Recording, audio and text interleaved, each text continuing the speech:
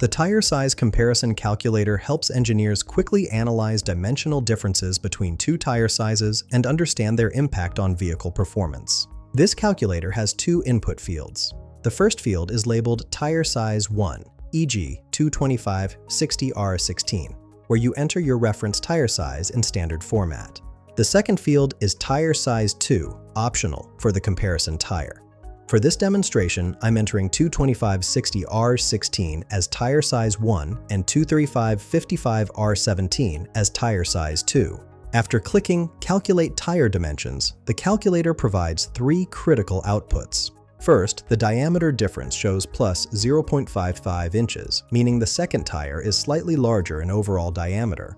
Next, the circumference difference indicates plus 1.72 inches, which affects the tire's rolling distance per revolution. Most importantly for engineers, the speedometer error shows plus 2.1%.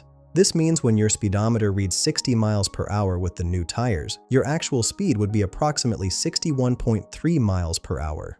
These differences impact gear ratios, clearances, and vehicle calibration requirements. This comparison data is essential for tire replacement decisions and performance modifications. Find the link in the description below.